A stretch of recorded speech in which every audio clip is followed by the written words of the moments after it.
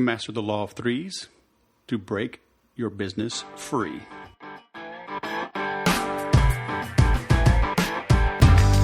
Hello, my friends, and welcome to the 221st episode of the Sales Podcast. I'm Wes Schaefer, the Sales Whisperer, your host. If you missed last week's session, go back. Check out Mr. Kurt Mortensen, multiple author, speaker, coach. But we got down and dirty on what it takes to be more charismatic, more persuasive. And that's what it takes to make every sale. You've got to be liked. You know, people have to believe you. When you are making a sale, what you're really doing is transferring confidence. You know, Zig Ziglar always talked about it. The selling is a transference of a feeling, and that feeling is confidence. And being charismatic can really help transfer that feeling of confidence. And Kurt was a great guy. I've gotten great feedback on that interview. We peeled back a lot of things, and it was a good experience having him on. Today we've got a friend of mine I've known for several years, Shawn Shewchuk, out of Canada.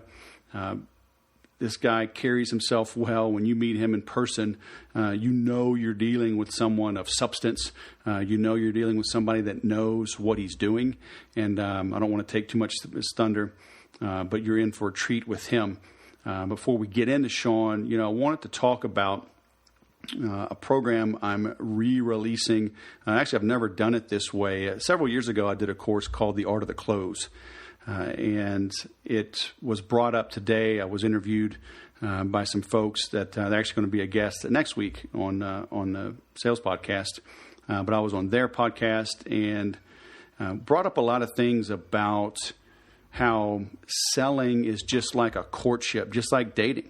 And I actually have a slide and a lot of notes I go through when I compare dating to a sales pipeline with, qualified, a prospect, a lead, qualified lead, demo, quote, negotiation, blah, blah, blah.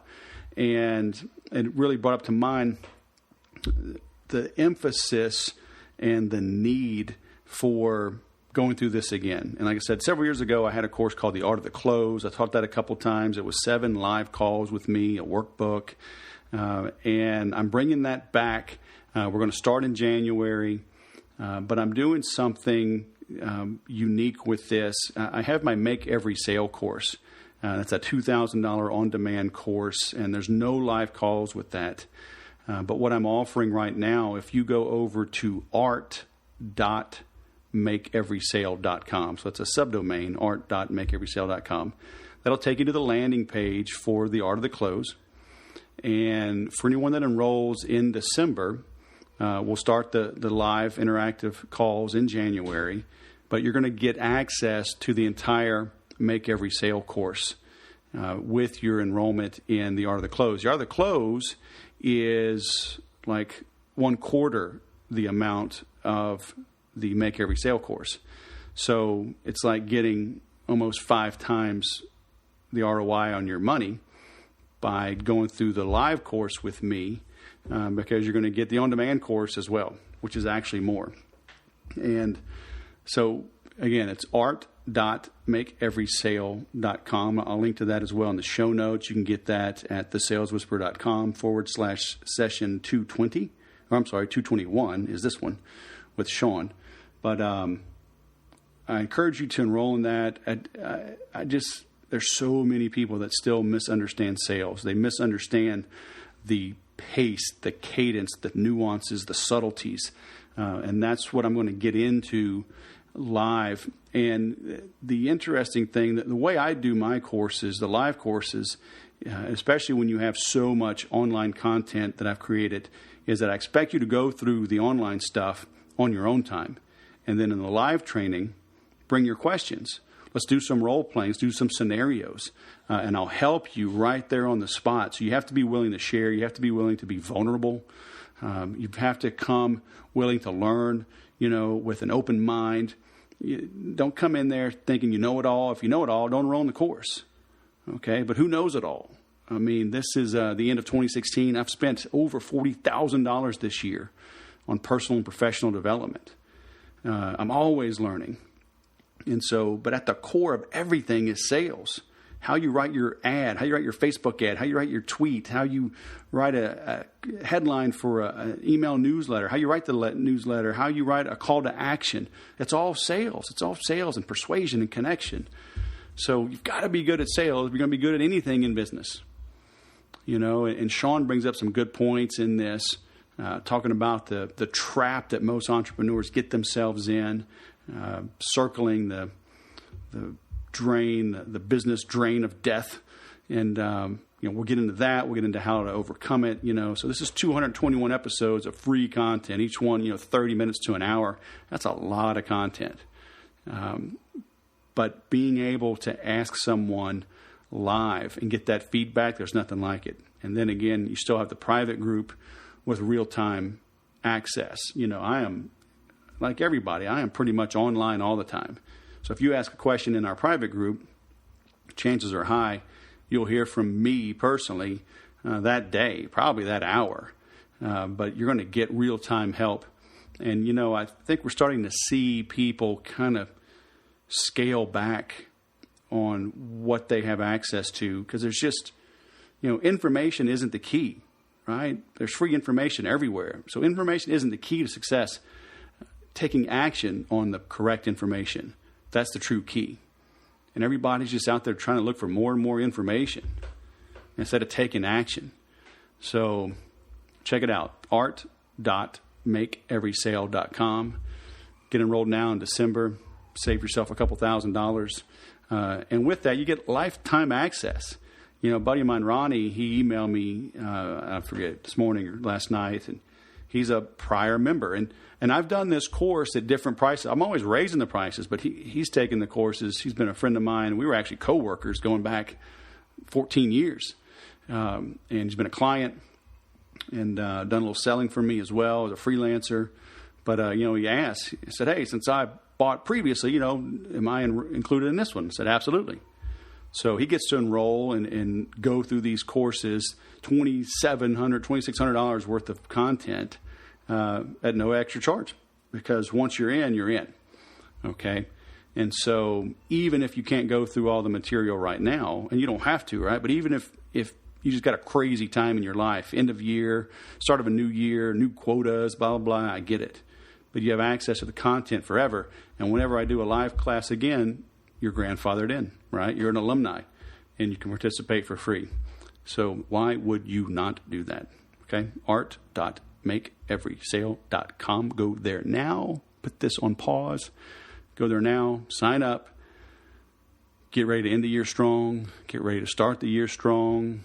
And now let's continue making your day strong as we bring on Shawn Shewchuk. Shawn Shewchuk, the #1 results coach in the country, all the way from -2 Fahrenheit, Alberta, Canada. Welcome to the Sales Podcast. How the heck are you? I'm always awesome, brother. Thank you for having me. Hey, I'm glad that I had to mention Canada because, it says #1 coach in the country. It's like, hey, don't be stealing my title, right? I mean, well, see, there's a reason behind that, Wes, and I'll share what that reason is. As you well know, I spend an awful lot of time in the United States. So no matter what country I'm in, it's applicable. There you go. Hey, and I guess we can you can play with the numbers on results, right? So it's like nobody can say you're wrong. Well, I was speaking in Philadelphia or in Jersey or something a couple of years ago, and sitting in the front row was a young guy. And I don't know, at some point in time during Q&A at the end of the weekend, he's like, who said you were #1? I said, well, I did. Not a word. I don't think he expected that response. So I was going to ask you that. So how do you come up with that? And does it turn people off? And if so, does it turn off the people you don't want to talk to anyway? To my knowledge, it's never turned anyone off. Certainly, there have been a few that asked me what makes you #1. Okay. I branded myself many, many years ago as a #1 results coach in the country. I was actually working with, for those that listening that know who Jim Rohn was, the late great Jim Rohn, who passed away in 2009. Jim Rohn and Kyle Wilson were business partners, and so Kyle Wilson and I worked together. We're still great friends. Worked together for some time. We were chatting one time. And he was as my coach, and we were chatting and about brand and all this kind of stuff. And one of the things that came up was there are lots of people that talk about what they're good at and being the leading something or the preeminent something or the number one, the other.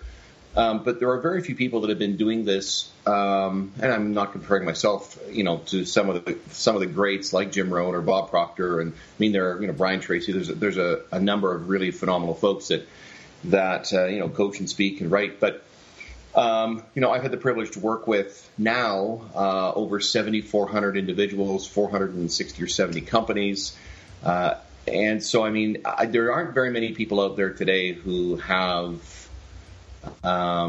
been out there and, for lack of better terminology, pounding away at it for the length of time that I have. And so how long is that? A couple decades? 3 decades? Well, how far back do you want me to go? Well, how long have you been a business or success coach? At 13 years old, and this will really date me, I was reading a magazine, and, the internet didn't exist. That's the part that dates me. And there was a small classified ad in the back of the magazine, and I don't remember the exact wording, but it did something to the effect of help businesses grow or something like that. And I asked my parents to write a check, which they did, because, at 13, you don't have a checking account typically or a credit card. They wrote a check, and we mailed it off, and a book came back in the mail, and I still have it. I tell the story from stage when I speak. And I read this book cover to cover, probably 3 times. And basically, it was a watered-down version of management consulting. But they really put it into, I'll say layman's terms, because, as a 13-year-old, I grasped it. But who are you going to consult with? I grew up rural, the cattle down the lane maybe, but, they really don't care. So you read a book on management consulting at age 13. I did.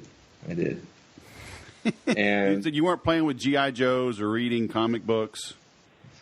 Shooting BB guns in the backyard. Certainly, I wasn't deprived of a childhood by any stretch of the imagination. I had a great childhood. Grew up on a farm, and for 8 or 10 years of my life, and so I understood a little bit of what getting up early was, and what entrepreneurialism was, what working hard was all about, and I despised all of it, with the exception of working hard. I just didn't like that lifestyle, and God bless my dad. He passed a number of years ago now, but I'm sure in his mind, the fact that I didn't have, a hammer or a shovel in my hand was I wasn't working. That's sort of that old school European perception of, right. If you're not putting in 18 hours a day and, you're broken by the time you go to bed, you haven't put in a full day. Right. At 19 years old, after high school, I hung around after high school, for a little bit, and I moved to a larger center, and I started knocking on doors, put on a suit and tie and started banging on doors, and people laughed at me. Because what does a kid know about helping a business to thrive or grow? Oh, so you knocked on business doors. Oh, yes. Oh, yeah. And I recall very distinctly going into a small business, and a gentleman literally grabbed me by my shirt. I was, probably 20 years old. Literally grabbed me by my shirt and threw me out the front door of his establishment. And told me not to come back because what does a quote, what does a kid know about business? Right. And I dusted myself off and kept banging on doors. And it took me probably 6 months, and I had 3 little contracts. Certainly, the pay was commensurate with my lack of experience. And I'm still friends with all those people from, all those years ago. But that's where I got my start. So literally this July will be 25 years, this coming July, where I started banging on doors. Wow. And the funny part of the whole thing is I grew up in that entrepreneurial home, but I didn't want to be an entrepreneur. As a matter of fact, I vowed I would never be an entrepreneur. I was going to move to the bigger city, and I was going to go get a job and do what, the most people do, work 8 to 4, 9 to 5, and go home and, have a brew. Well, how do you reconcile that if you were already an entrepreneur? You're already knocking on doors, drumming up business. I needed money. But you didn't consider yourself an entrepreneur, or you knew you were, but you didn't want to always do that, and that was just kind of a means to an end. I moved to a larger center, and I went and got a job. But as a young kid without any kind of education other than 12th grade, you really don't have a lot of options. Right. And so, I mean, I went and got a job, and I was, I guess in that space at the top of the pay scale, I was probably making, I don't know, $15 an hour, and that's a lot of years ago now, which, by a lot of standards in those days was a lot of money for someone without a college or university education. Right. But, it wasn't the lifestyle I wanted. And then I worked some shift work, and I was done. So I continued working. Shift work, working till 8 a.m. every morning, midnight till 8, and was banging on doors during the day. So I would sleep for 2 or 3 hours till 10 o'clock or 11 o'clock in the morning, and then go bang on doors. Go sleep again for 4 or 5 hours in the evening, and go back to work. Great. And how long did you do that? Oh, probably 2.5 or 3 years. So when did you embrace being an entrepreneur? When I realized that it didn't have to be like I thought it was, and that very simply means this. My dad, who worked extremely hard, was of the opinion, and this is a very old school way of looking at everything, perhaps, is if you didn't do it yourself, it wasn't done right. Yep. And the other side of that coin was also, if you knew how to do something, you didn't, and if you didn't know how to do something, you still did it. Mm-hmm. I remember, I was probably 12 or 14, and one of the companies he owned a few large trucks, semi-trucks, and I remember him being underneath a Kenworth, changing the oil. And in those days, an oil change, if you took that big truck into a dealership, was probably $500 or $600. Right.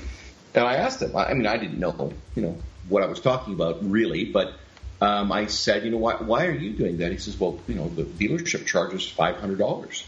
And I looked at him and I said, well, yeah, but couldn't you do something that made you more than $500? Mm-hmm. And he looked at me like I had 16 heads, you know what I mean? I know.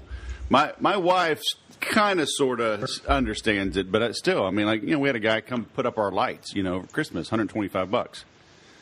And, during that time frame, I went through multiple courses. I'm working a lot with HubSpot now. Went through one of their classes, got certified in that. And, in the time it would have taken me to get angry hanging up lights. And, those certifications will pay me a lot of money for years to come. Well, that's exactly right. And, people, I was speaking at an event one time, and we're talking about leveraging your time in a way where every moment is productive. Right. And if you're doing something, I tell people this, and I can be very blunt and direct sometimes, which I know you'll appreciate. If you were engaged in any activity that is non-productive, stop doing it. Right.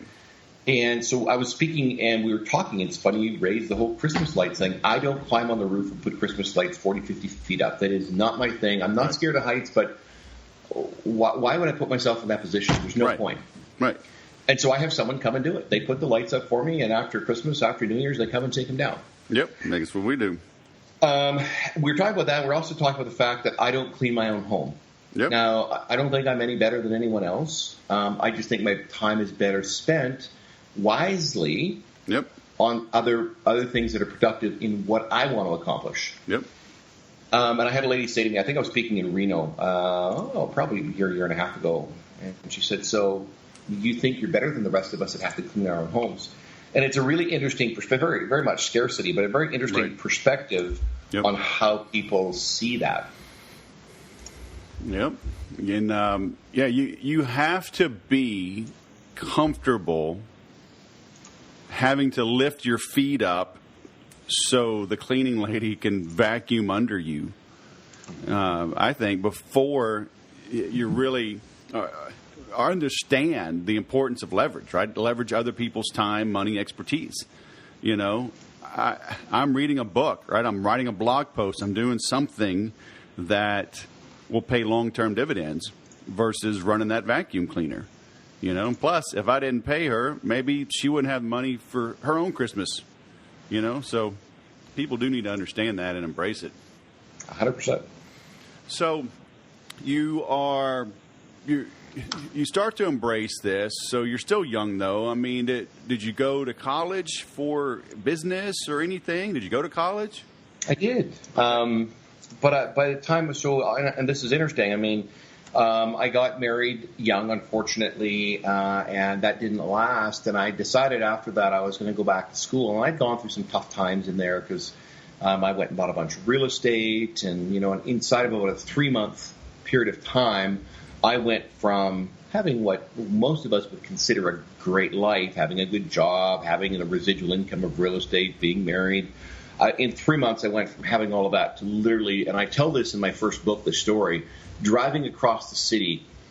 And I remember exactly where it happened and where I was. It was one of those moments that will forever be etched in my memory, where I had that epiphany, that aha moment. It was like someone smacked me, where I realized I was driving. I had nowhere to go, no destination. I didn't have a home.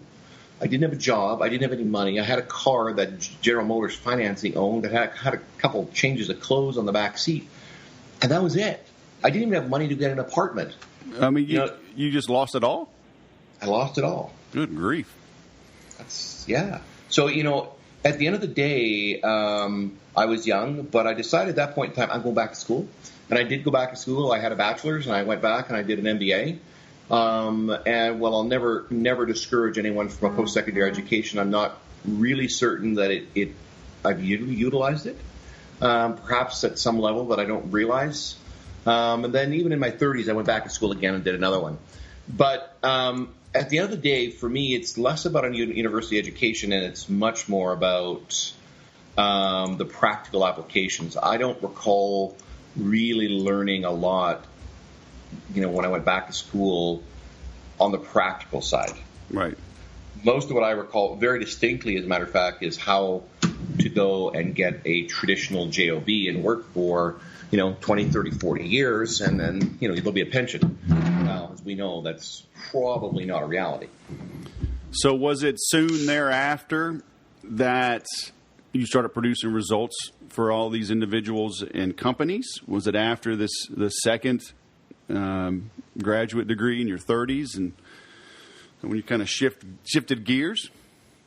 No, I was very blessed. I worked with a lot of folks right through my 20s, even while I had jobs working for other people, I always had some small businesses. I can't recall a time from about 19 years old till now where I have not worked with small business.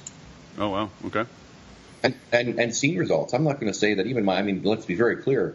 I started running and profited from the majority of it anyways, 43 companies. And so I know what it takes to build a business. So, but somewhere along the way you made a shift. Like, I cannot foresee anything that would ever drive me to go back to college, and so something made a shift in you. Were you still kind of having one foot in the traditional world, if you will, of, college and degrees give you the credibility versus your own results? But the only thing a degree has done for me is open doors in the corporate world. And I still, to this day, will take on a couple of consulting contracts a year. Okay. So I will, just because I've been around for so long, sometimes they're here locally where I am. I've done a lot of work in the United States, in Texas, because I'm in Calgary, which is, Houston and Calgary being the two energy hubs of North America. Right. I have, just because of that connection, done a lot of work in Texas. But it's not to say I haven't done it, in other parts of the U.S. as well. So for me, at the end of the day, I will never discourage, my own son, if he decides when he's a few years older that he wants to go and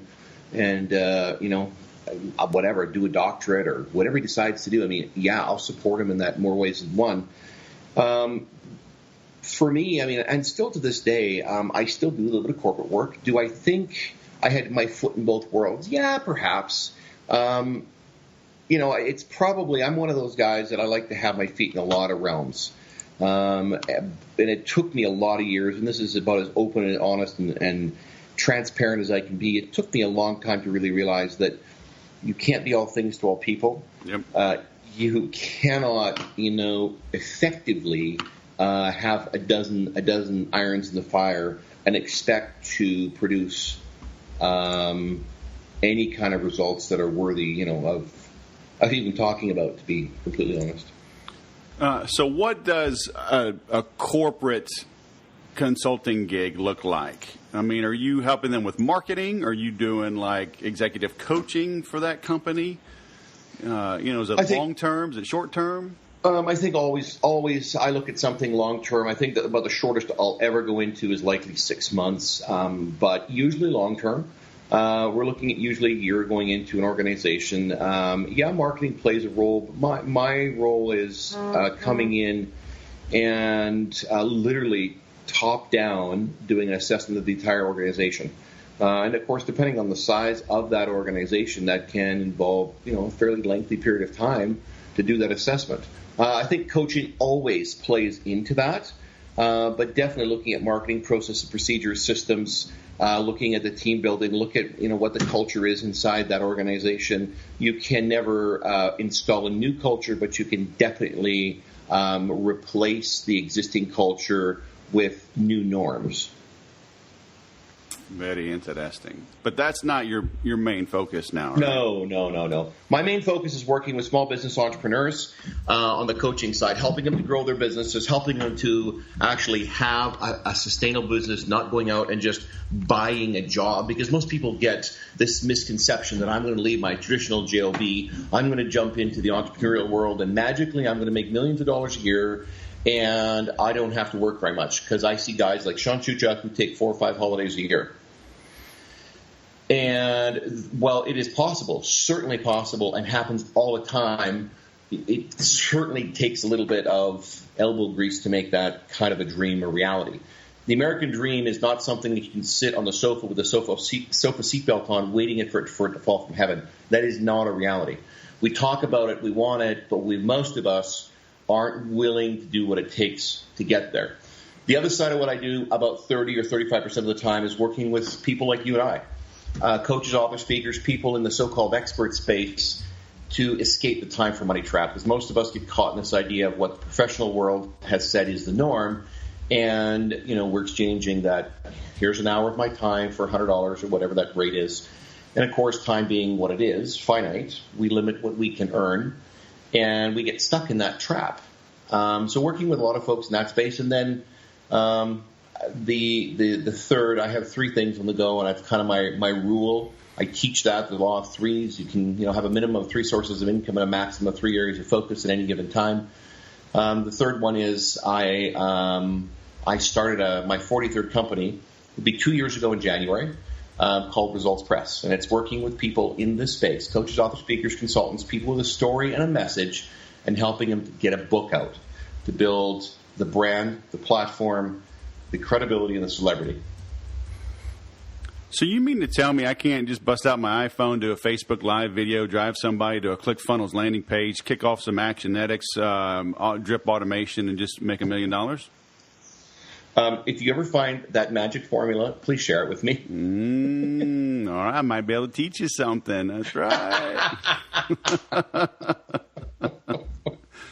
So I'm not saying Facebook Live isn't a component. We do lots of Facebook Lives, but and by the way, I'm always open to learning, Wes. Always. I certainly don't know everything. So what are the mistakes you see these typical entrepreneurs making? Because you talk about the guys and gals that bought themselves a job. I mean, I see that all the time as well.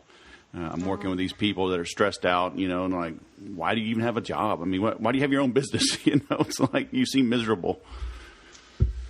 Yeah, the challenge, I think there's a few different ones, and I'll use a couple of examples, I guess. There's a gentleman that I've known for, I'm going to say, at least 30 years.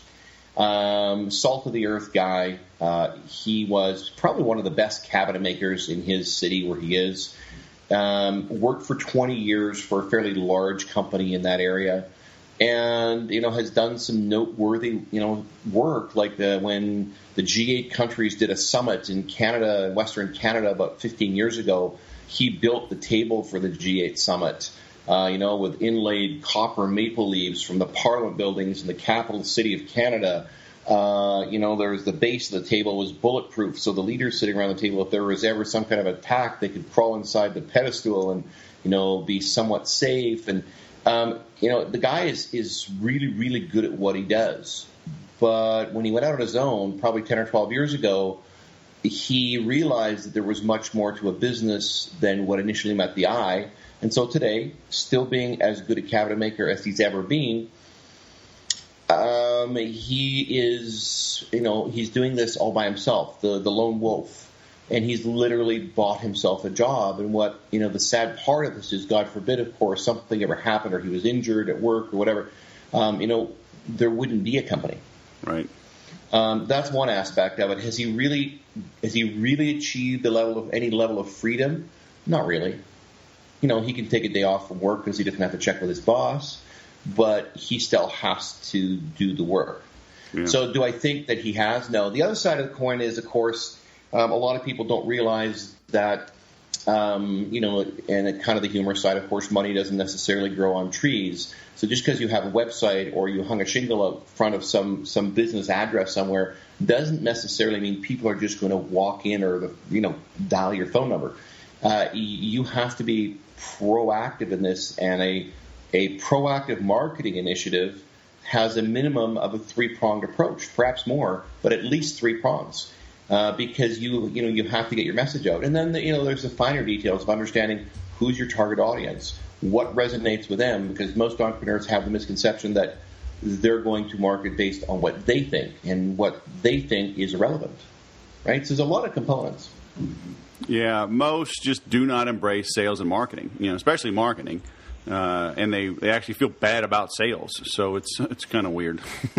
It's like, one day you'll learn. I guess that's why we're talking, because you're struggling in your business. You got to promote. Good grief. So I'm checking out your site here. So changeresults.com. Change results, yeah. And so you have an interesting approach. You've got, looks like your number one lead magnet right now is to get a free copy of your book. Mm-hmm. Absolutely.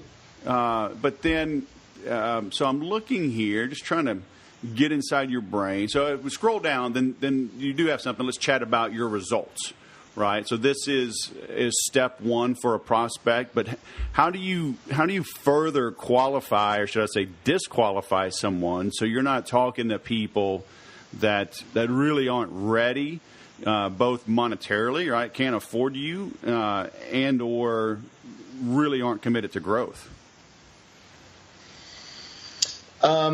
So at the end of the day, what happens for most folks is, I guess, two things. One, we do a lot of events. So a lot of what we do come from events. When you talk about generation, most of what we're doing is not coming from the online. We probably generate 25% of our business from online. And most of it likely, and this is as open and honest as I can be, is not coming from this website. Okay. This website does generate business for us, no question about it. But we usually get really focused in. So, there are things like we work with coaches to show them how they can generate, X number of clients or dollars inside of 90 days. We have, for example, I think there's some advertising and marketing going on right now where we have one spot open in January to work with me one-on-one. I only take 5 one-on-one clients at any given time. And I think there's one spot open. So, there are a few different things that come through this. If someone applies to work with me, at the end of the day, they don't talk to me right away, and that's not meant, again, because, I'm better than anyone else. But there's a system where they will speak to likely our CEO, the girl who runs our office, both companies for me, actually. She's incredible. And they'll speak with her first and have a conversation. And then, so there are things out there, like we do something called the Matrix Mastermind. It was a year-long program with 20 people in it. And each one of those people, they usually came in either through a referral, they saw something online, went through some kind of a funnel through that funnel, or they were referred to us by prior members of that group where they, someone said, hey, you really need to be part of this. So at the end of the day, yeah, there are definite little things that people step into, and we still see stuff. Like for the coaching, one-on-one coaching, we've got probably some applications that have come in over the last week. And I've seen some of them as they've come in, and some of them they're definitely not a fit. That doesn't mean they're not a fit for another service or something that we offer, just not necessarily a fit for the one-on-one. Right. So I mean, yeah, there's lots of stuff. And at the end of the day, lead magnet or list building, I'd say that the free copy of the book has definitely got more to do with building the list than maybe an actual lead magnet specific. Right. And I probably got about another, I'm going to say 6 or 7 URLs, maybe more out there with different lead magnets and different offerings that we generate business through. Right. I've always struggled on that from a mastermind standpoint. Whether to do a set time, hey, we're going to start whatever January 1st, go through December 31st, or have kind of like a rolling period, maybe quarterly. You can kind of join if there's an opening. I mean, have you found one works better than the other? So for a number of years, we have done a year-long program in the mastermind. Has worked very, very well. I actually researched, this is an interesting topic, and I actually researched masterminds for about 2.5 or 3 years as I traveled throughout North America. And there are a number of groups in the United States and Canada that have been around for literally decades, in some cases 3 decades. And I met with some of those leaders of those masterminds because I wanted to know what they were doing that worked, how they had groups that they literally for decades were leading. And most of them were very, very, very, very gracious in meeting with me and having conversations with me because most masterminds fail within about 90 days. Uh-huh. So we have found that putting a timeline on it, one group really works well because the relationships that are forged and that are built in that group are, over the course of 12 months are incredible. Right. So I'm a big fan of that model. I also don't, when that year is up though, they are still part of the community and we maintain that community in a way. From an online standpoint, they're part of the Change Results family. There are always bonuses to that. There are always events where, because they're part of our community and part of our family, where perks where they come and join us at no cost. It's on us. So you do have a physical component, where people meet in person? Absolutely, once a quarter, and every one of those is in a different location in North America. Oh, very cool. Very nice. So what are you working on now? I mean, I know you kind of shifted gears. You have a podcast and a radio show and some other things you're working on, right?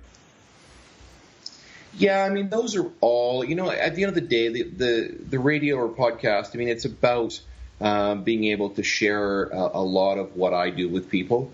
And the flip side of that coin is, it generates a lot of interest. So there's two sides. It's a win-win.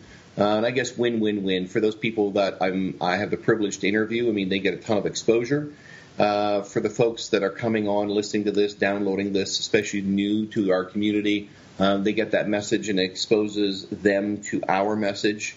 And, they see a benefit. So I think all the way around that is, that's just kind of the podcast, the radio, some of this stuff is more about branding and business generation in the long term.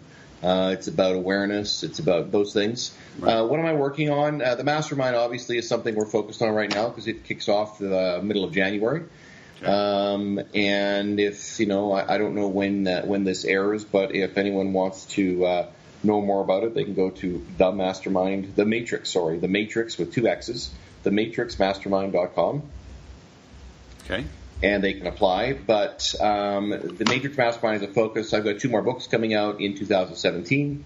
We've got a couple of courses coming out in 2017. And, of course, we've always got a ton of work we're doing on the coaching side, working with entrepreneurs and small business throughout North America. Have you ever launched a mastermind and it wasn't full or didn't have the optimum number? I don't know if there is an optimum number. I think the from my perspective, anyways, I look for having 20 people in a room. The room it's an intimate enough group where they see results. You have enough time for everyone to be able to contribute and to see a benefit. But certainly we've done masterminds with less than that. I'm not necessarily a fan of that, but yeah. And you just say, what the heck, and just roll with it? Yeah, absolutely. At the end of the day, it's less about what I think, and it's more about what they think. I think the smallest we've ever run a mastermind is 6 or 7 people. And I guess in a way, I don't know. There's pros and cons, right? Because if it's a smaller group, then I'm going to get more one-on-one time with you. But then if it's a smaller group, then the collective wisdom is less because you have less smart people in the group. So I guess there's truth to that, and there is two sides to that coin. However, I'll say this: I don't think we have ever had anyone come out of the mastermind that wasn't blown away by what their results were and what they took away from it throughout the course of that time. Right. Very cool. All right. I like it. I got that pulled up, and I will link to that. And, yes, this will what I'll do actually is shuffle up a little bit the order of my release. So I'll get this out for you here in December so that at least it gets you a little exposure. When does it close, your applications? It'll close at New Year's, so by the end of the month. Oh, okay. All right. So I will polish this up and get it out. So one of the last questions I like to ask is, imagine that our listeners are unable to take action right this very second. They're on a treadmill, they're on a plane, they don't have Wi-Fi, whatever. What would you want them to do as a result of listening to this interview? I mean, what's your final words of wisdom for somebody? What they need to do to go take action to begin creating the success that they're worth? There's a vast difference between taking action and executing on a plan. I always say this: I can go and stand in the middle of the street and flap my arms like a bird flaps its wings, and I'm taking action. Am I going to see any results? The chances of it are very slim. You need to have a very clear idea where you're going. Focus on that, like your destination, your goal. Focus on that to the exclusion of all outside distractions, and create a plan around it. And then execute on the plan. Is it difficult? Yes. Do you know how? Probably not. But at the end of the day, you do have to take the first step and not be able to see the next one. And if you are going to if you're going to wait until you can see everything, or until you think you're perfect, until you think you know enough, or until you think you've got everything done the way it needs to be done, you will never take action. So forget the fact that it's December. Start now. Right. I remember I learned a long time ago, and it was a great visual, and it was kind of like a comic the way that they drew it, but it was basically, you're going through the woods in the dark, and as long as you have a flashlight and you know that your next step is solid and you're heading in the right direction to, get through the woods, then that's really ultimately all you need, right? You know you want to get through, and you know your next step. So just take that next step. Absolutely. I think it's Jack Canfield, one of his books, he says you'll drive across the entire country at night trusting that the next 200 feet of road is going to appear in front of you in your headlights, but you don't trust yourself enough to take the first step. Right. Yep. Very true. Yes, my friend. All right. My warm-hearted friend from a cold part of the world, Shawn Shewchuk. Thanks for coming on the Sales Podcast, man. It's been great. Thanks, Wes. It's been a pleasure. All right, man. Have a great day. Give yourself a title, then own up to it. I forgot to mention during the live interview that it's the same thing that Dr. Seuss did, right? Theodore Seussel, I think was his name, or I'm drawing a blank exactly. His name was Ted Theodore. He couldn't write anymore. He got in trouble in college writing for the newspaper, so he created a pseudonym, right? A pen name, Dr. Seuss. He wasn't a doctor. But man, how is the world better and different because he took on that moniker and then lived up to it. So give yourself a title. Just like people ask me, how can you call yourself the Sales Whisperer? And like, I bought the domain name, and then I sent, $800 to the U.S. government and trademarked it. So give yourself whatever name, whatever title, and then live up to it. It's not lying. The number one coach. So depends on how you want to measure it. Maybe he's the number one business coach in Alberta over the age of 45 that owns a dog. But of course, he's more than that. He is a substantial human being with credentials, multiple degrees, advanced degrees, and decades of experience. But like they say, the number one mentor in the world is the one that you find that you're in front of right now and that you can take coaching from. It's the same adage, when the student is ready, the teacher will appear. So people are looking for you. They're looking for help with their golf swing. They're looking for help with chiropractic issues. They're looking for help with mental acuity. They're looking for help with going through menopause or hormonal changes or eating issues or weightlifting, computer programming. So you can be the number one coach to them. So stake a claim, be bold, and then live up to it. Everybody's too pansy. They're too wishy-washy. They're too forgettable. Okay, there's no safety pins. There's no trigger warnings in entrepreneurship. Be bold, stake a claim, move fast, break things. Put them back together. Stop being a wimp. Okay, go out and sell something. Nothing happens till a sale is made. You're listening to this podcast for a reason. You want to sell Mo Betta. Go back and listen to Kurt from last week. How is your charisma? Are you persuasive? Are you influential? Are people confident when they deal with you? Are they confident handing you their money? Are they confident that you will provide a positive ROI for when they invest with you? So that's why I started, at the beginning of this call or this interview, and you're going to hear me banging this drum. A lot more group training, live training from me moving forward. I'm working on my own mastermind. That's why I asked Shawn about that. I'll be doing events here in SoCal, so stay tuned.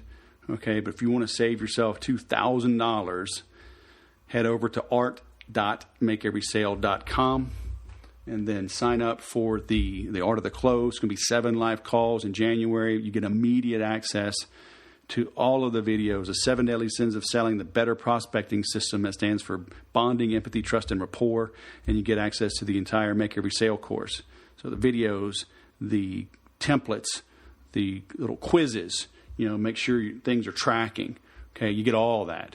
So you're going to get live calls, you got private group, lifetime access.